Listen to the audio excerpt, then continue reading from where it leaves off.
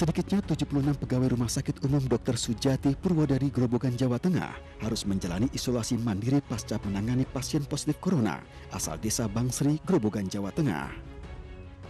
40 diantaranya adalah perawat, 2 dokter, dan sebagian lainnya adalah karyawan rumah sakit. 76 tenaga medis tersebut bersinggungan langsung dalam penanganan pasien berinisial S, mantan TKI Hong Kong asal desa Bangsri, Kecamatan Geyer, Grobogan, Jawa Tengah, Jumat 10 April 2020. Bupati Grobogan Sri Sumarni juga mengakui pemerintah daerah kecolongan dalam mendeteksi pasien. Pasalnya pasien tidak mau jujur selama menjalani pemeriksaan. Ada 76 tim medis, paramedis, dan cleaning service juga termasuk semua harus di tracking. Sementara itu, pemerintah daerah kini telah mempersiapkan 3 rumah isolasi untuk tenaga medis yang tengah menjalani tugas menangani pasien COVID-19. Dari Grobogan, Jawa Tengah, Rustaman Nusantara, iNews melaporkan.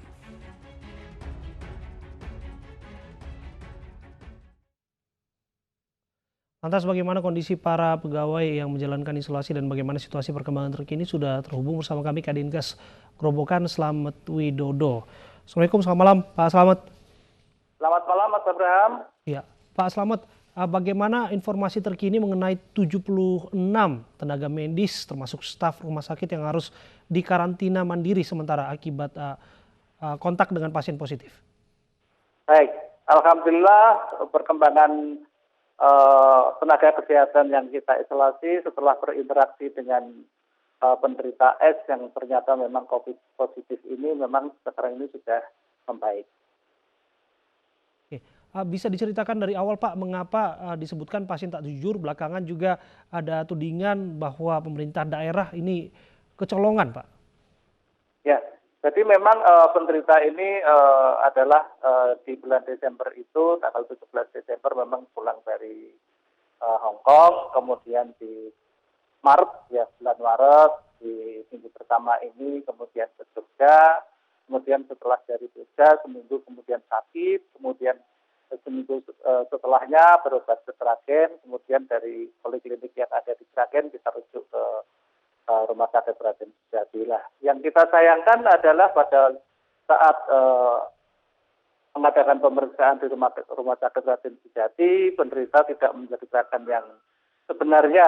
Jadi yang ini yang perlu kita sayangkan, sehingga pada waktu itu kita letakkan di kamar biasa, tidak di ruang isolasi. Yang ini yang menyebabkan sampai 76 yang harus kita tracking yang berinteraksi dengan penderita tersebut.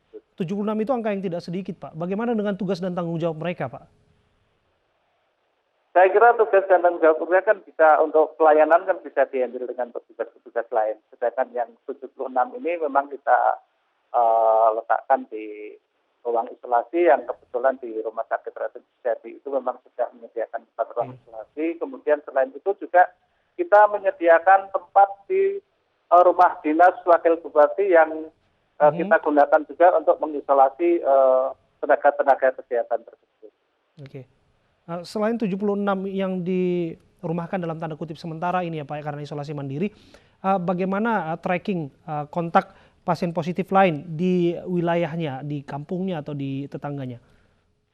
Baik, selain kita mengadakan tracking di tenaga kesehatan, kita juga mengadakan tracking di rumah penderita, yaitu di Desa Bangsri, kemudian di Kampung Madeh yang kita tracking selama ini ada 13, baik itu dari suaminya, tetangganya yang berinteraksi secara dekat, dan alhamdulillah dari hasil tracking itu semuanya adalah negatif. Oke, dengan satu kasus S ini ditambah dengan kasus yang lain, total berapa kasus di wilayah Anda, Pak Slamet? Untuk kasus positif sampai saat ini ada 2 kasus. 200 kasus positif atau PDP, Pak? Kalau ODP-nya ada 184, kemudian PDP-nya ada 60, sedangkan kasus terkonfirmasi COVID positif ada 2. Oke, baik.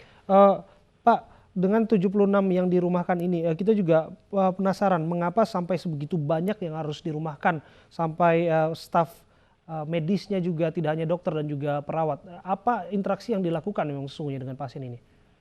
Ya, memang seperti saya sebutkan tadi di depan bahwa kita sayangkan ya penderita tidak jujur sehingga pada waktu pertama kali memang kita letakkan di hospital biasa, tidak di ruang isolasi. Tapi setelah beberapa hari dari anamnesa yang lebih mendalam, ternyata penderita kita kategorikan menjadi PDP, kemudian setelah hasil lab keluar ternyata hasilnya adalah positif.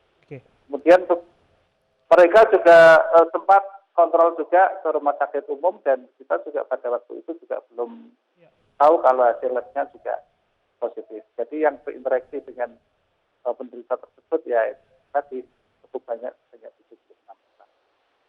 Terima kasih Pak Slamet Widodo, Kepala Dinas Kesehatan Grobogan Jawa Tengah sudah berbincang bersama kami. Dan pemirsa, informasi dari Pak Slamet Widodo tadi menutup jumpa kita.